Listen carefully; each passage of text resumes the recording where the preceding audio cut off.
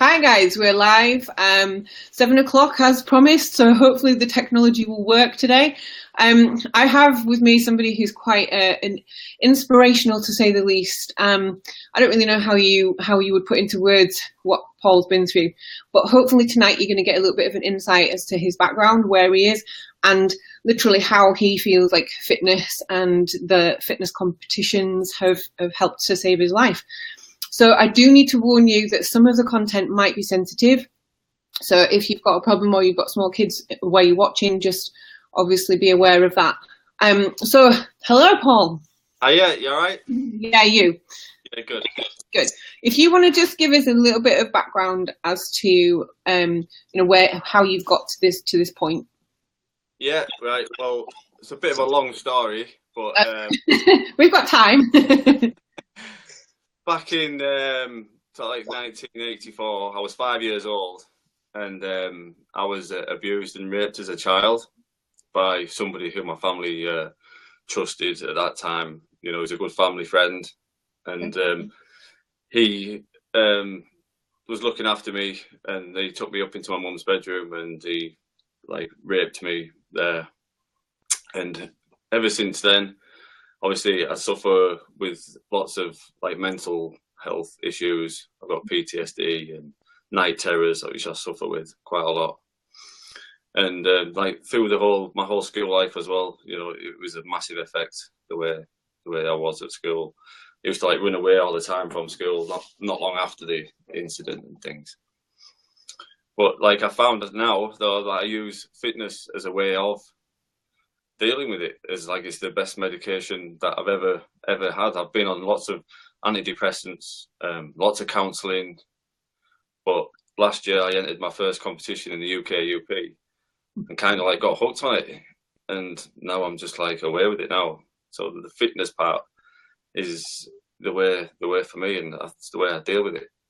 So how old were you when you realised that there was something obviously not right with what happened? Because I'm presuming you didn't really know. Yeah, well, the first person I told about it was when I met my wife when I was 19. Okay. Literally, straight away, I knew that she was the person that I could talk to about. And so when I was 19, I told her straight away. So my mum never even knew until it was about 6 years ago. My mum never found out. Okay. That's what I told my mum. So when I told my wife, she knew because of my night terrors. Because I kept on jumping up in the middle of the night, thinking that my attacker's always at the end of my bed.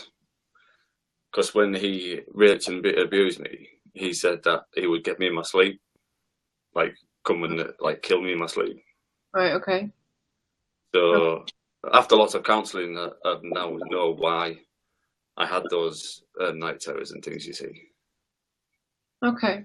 So from the point of view of, I mean, when you told your parents, how did they react to that? I mean, well, what it was is how I had to tell my mum, because my last night terror that I had, really bad one with Claire, is I leant over and I put the pillow over her head and tried to suffocate her. No. Okay. I thought it was actually my attacker that was there at the side of me again, because what he did to me, he pushed my head into a pillar. And when he's raping me, so then I actually thought he was there next to me. So I jumped over and put the pillow on her head and tried suffocating her. And then she's dealt with it for a lot, and she kind of knows how to snap me out of this. So she calmly, I don't know how, honest to God, she got me off, but she calmly got me off. And then I went to the doctors the next day, said, this is it. It's just far too much. Yeah. And what was the medical response to that? Because obviously, I've had patients that have told me quite intimate things that have happened, like you're describing. Yeah.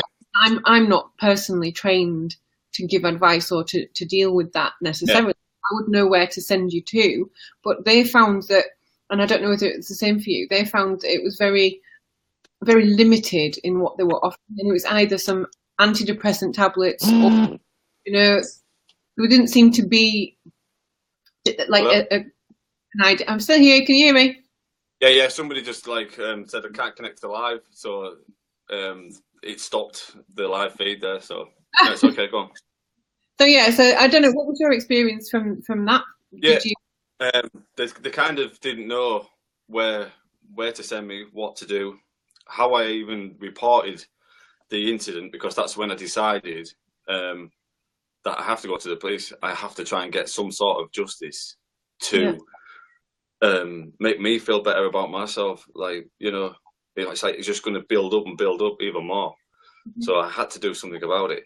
So that's when we decided. So we went to the doctors, and the only thing that they could say really was there was no counselling available. Well, they gave me some sort of counselling, but I never received it. It took months. It took months. Mm-hmm. So then I went home. They advised that I would, you know, tell my parents. So I told my mum. She thought there was something wrong with me because I went round and I said, I've got something to tell you. And she was like, what's the matter? So I said, you know, sit down.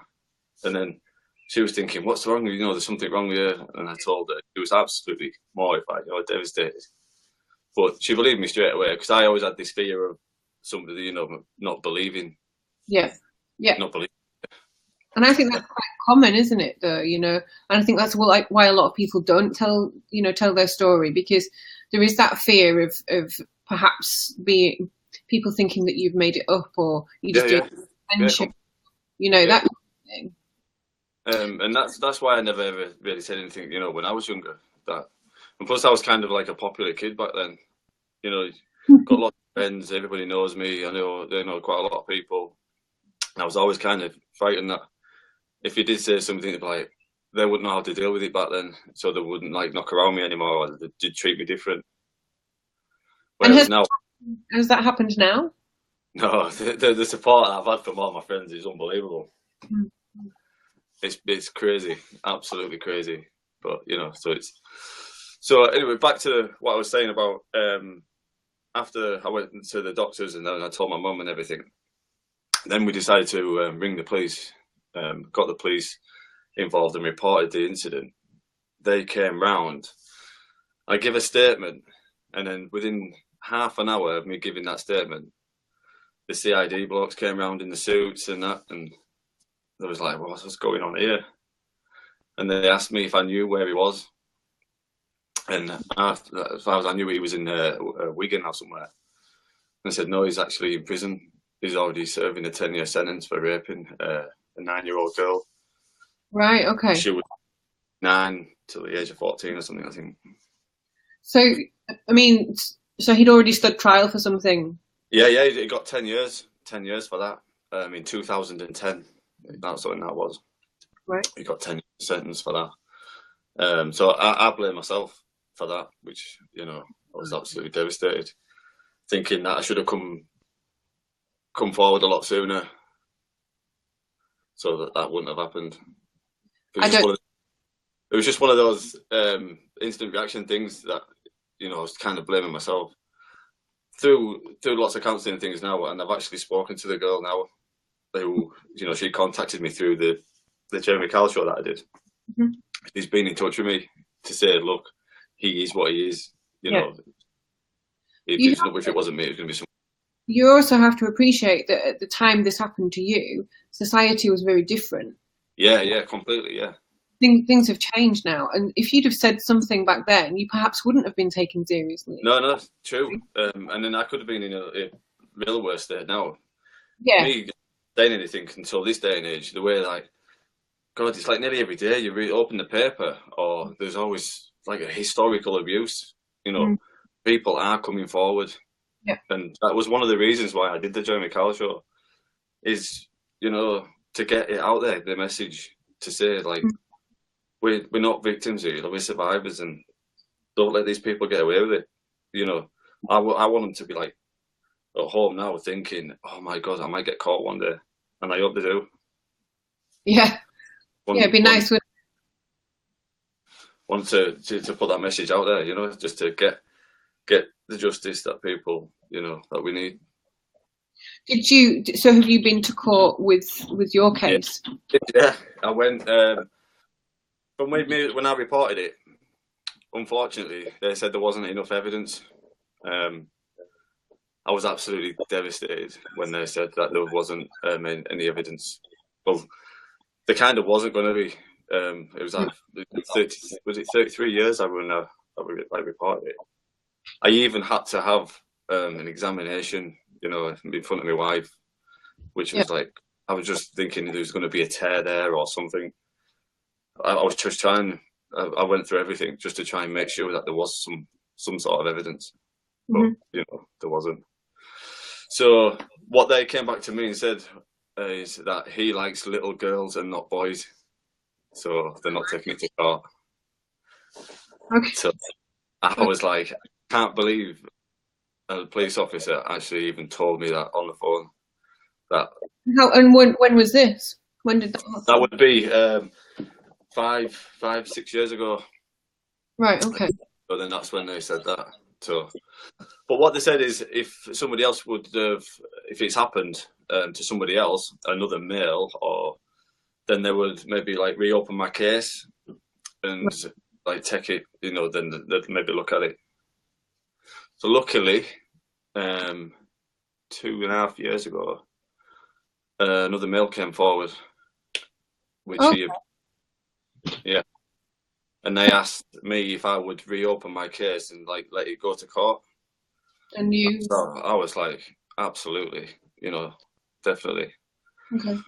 So I went to court, but this was like, I found out he'd only done 4 years of that sentence, from the girl I was telling you about.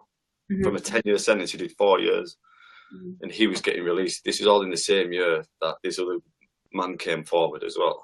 Mm-hmm. And I found out he was coming back to live where I live, which is like literally just around the corner from my house. Mm-hmm. And I didn't take that well, so I tried to end my life when I found out he was coming back. Okay.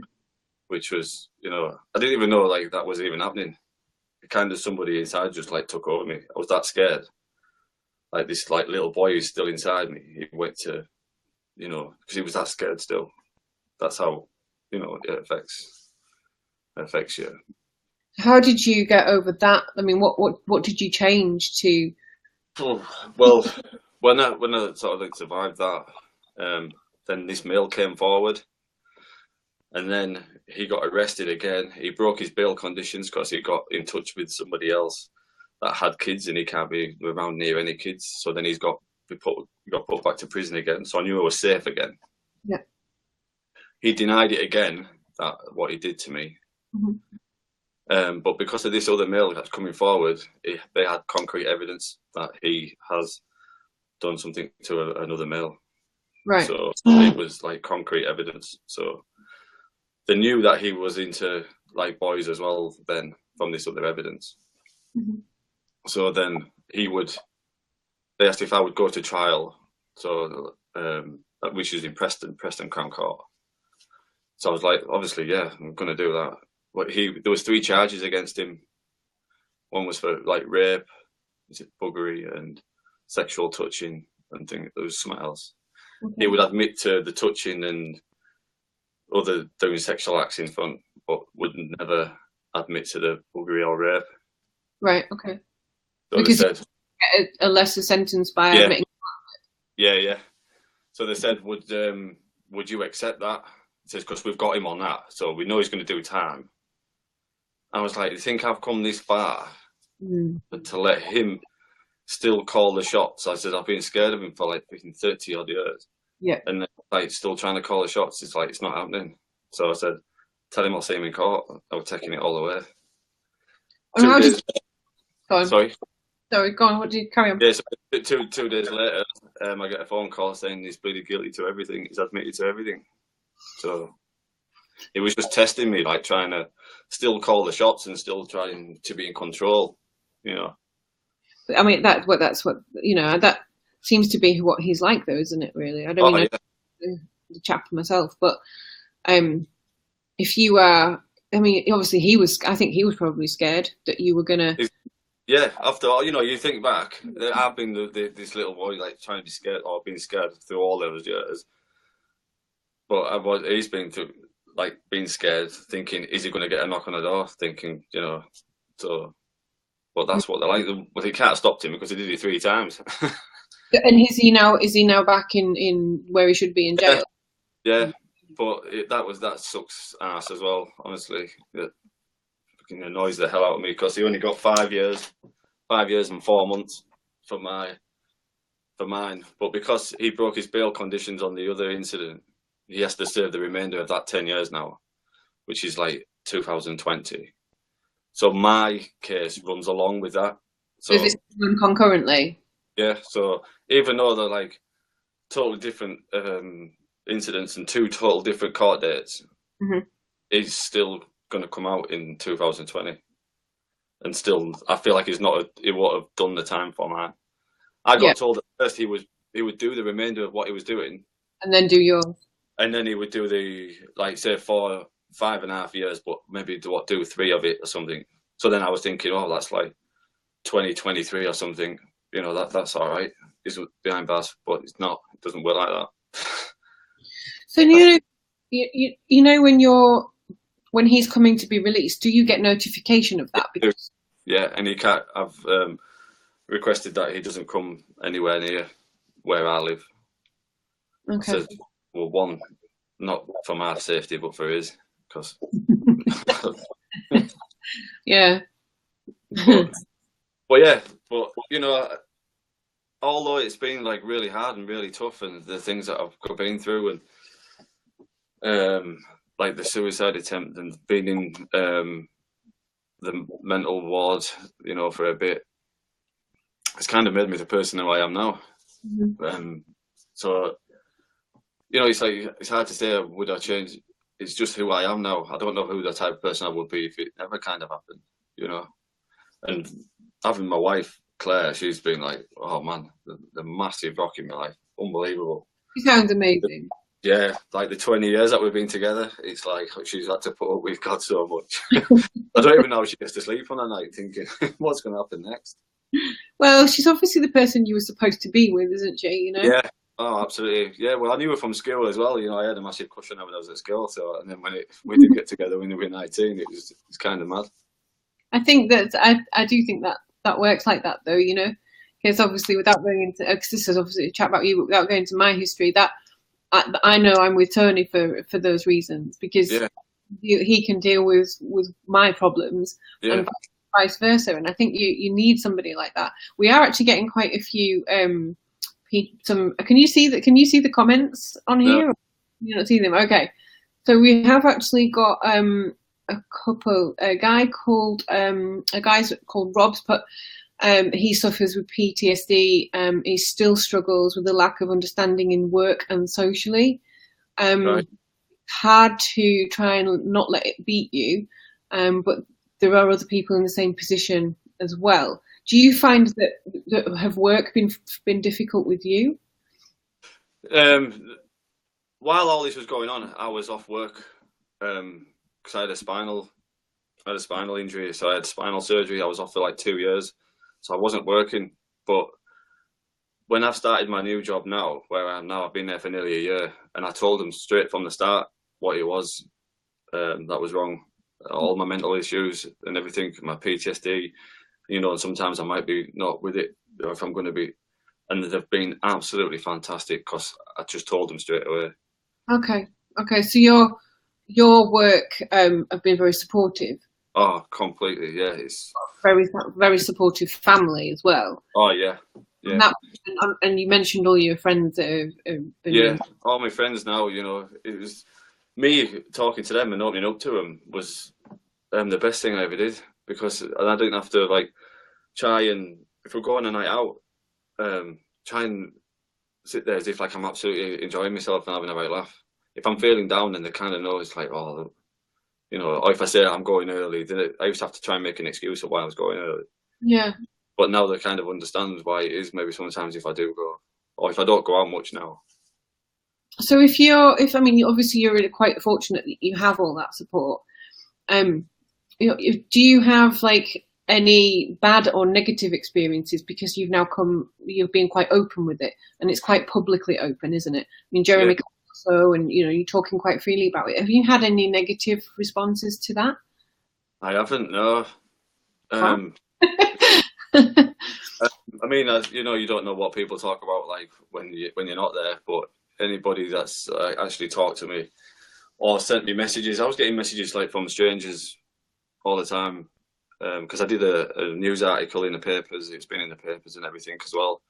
It was in the Daily Mail, so it was kind of just put it out there, and I was a bit scared at first of like what the reaction, because I'm one of those people that I'm worried about what other people might think of, what people might think about me.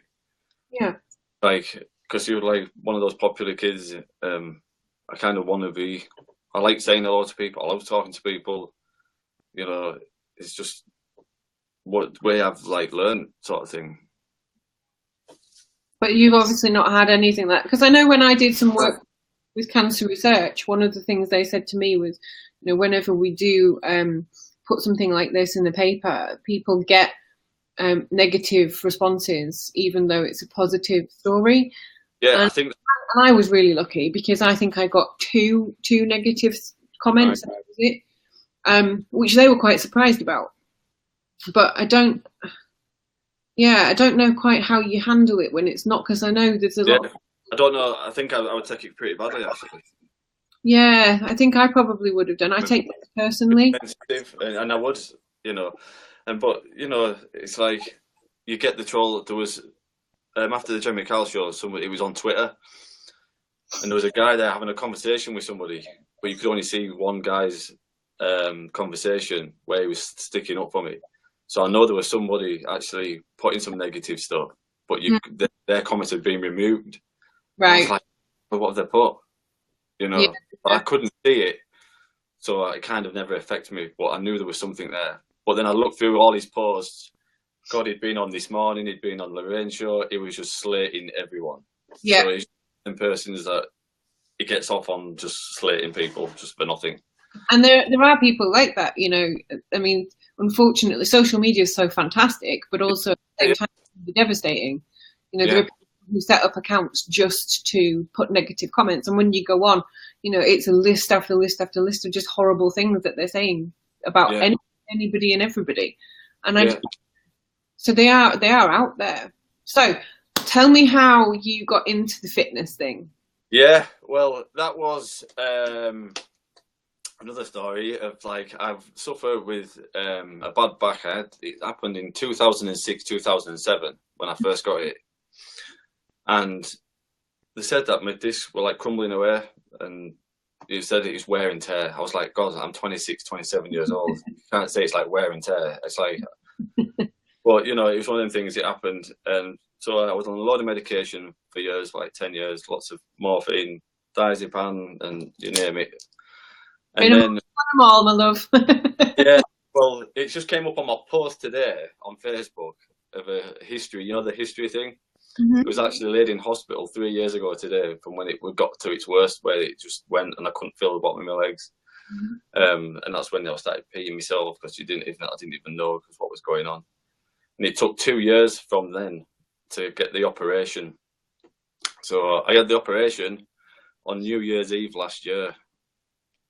So I said that I would get back in shape because they said I wouldn't be able to train as good as I did or whatever. So I was like, I'll prove you wrong. And plus, it was starting to help with my mental issues as well. Yeah. I was feeling like my night terrors were going, you know. So then I set off to do a transformation picture, like a 12-week program. So I got in quite good shape. So then I was like, my coach at the time says, well, I'll put you into this show, the UK UP, it's in York. Mm-hmm. So I was sat in the audience watching people do the quarter turns and doing their T-walk because I didn't have a clue what to do.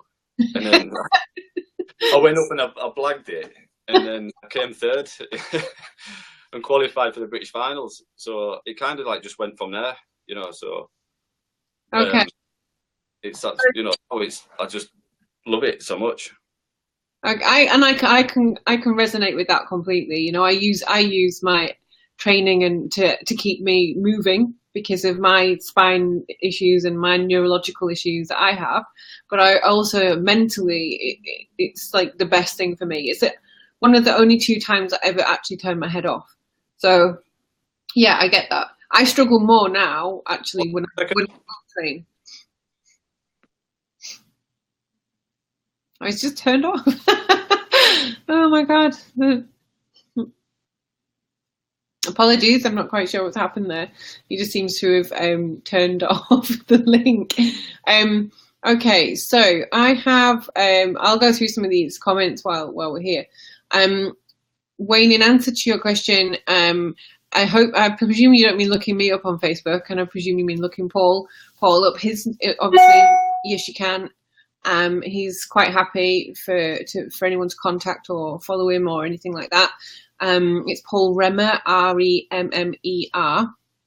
Okay, so if you want to look him up, please do. Are you back? Hello? Okay. And Hello? hi, baby, you okay?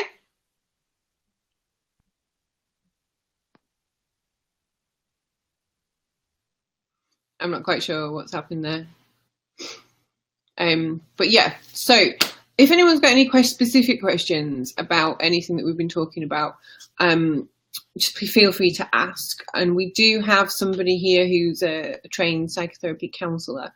So if you've got anything that we can help you with or direct you to where you need to be, maybe go in for some proper help, then yeah, feel free to just ask us a question or leave a comment or something.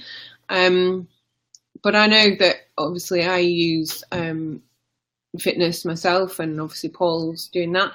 So Yeah. back again. Okay. Oh.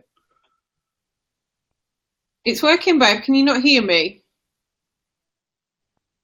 Hold on, I'm going to send him a message. Are you back? I'm here, yeah, still here, still broadcasting. You okay?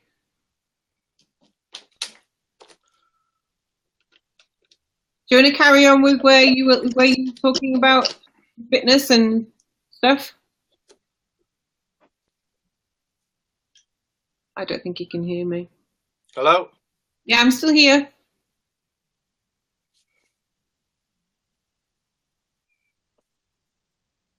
I'm just going to send him a message. And see Hello?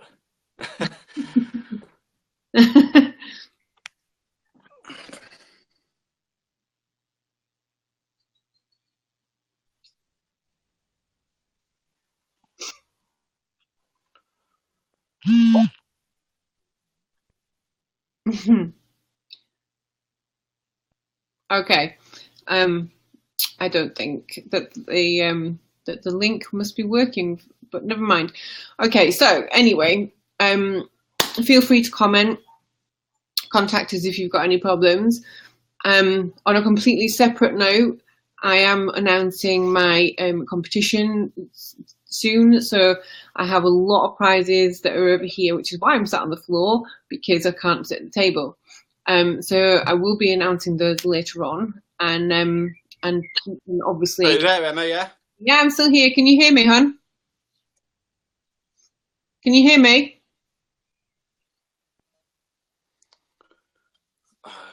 I can't hear you, Emma.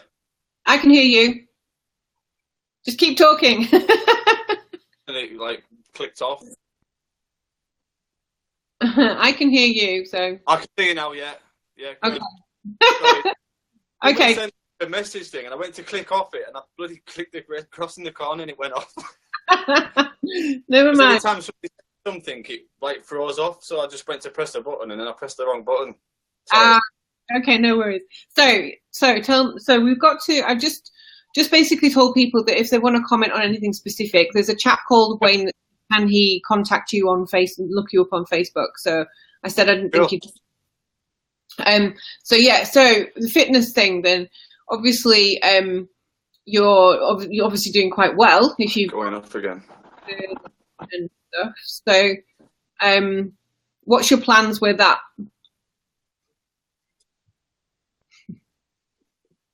Oh, I just love technology. It's just amazing. So it's gone off again. No, I can hear you, hon.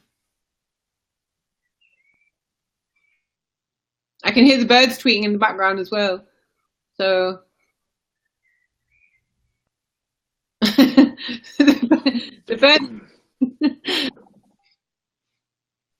Okay.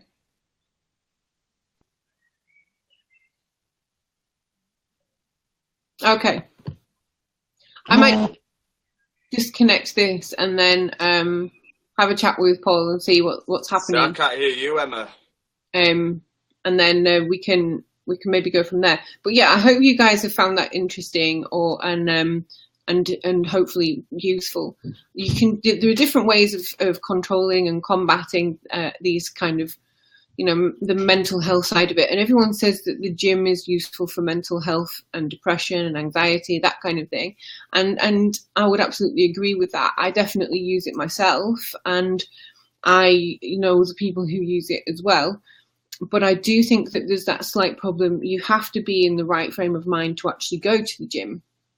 And it's okay, you trying to use it as a tool, but you have to be able to get yourself there and have the momentum to carry on. Otherwise, it doesn't have the consistency to be helpful. So maybe you need other things as well with that. Sometimes people find that taking like an antidepressant as a bit of a crutch is useful, just to get them back into a good routine. Can you hear me now? But there are different ways and lots of different things. There's the counselling, as Paul had mentioned. Some people get on with that. Some people prefer to have their own kind of therapy.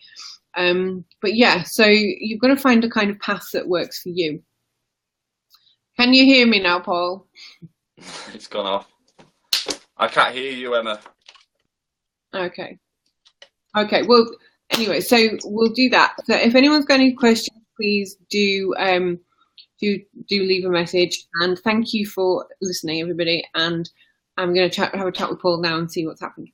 Okay, thank you.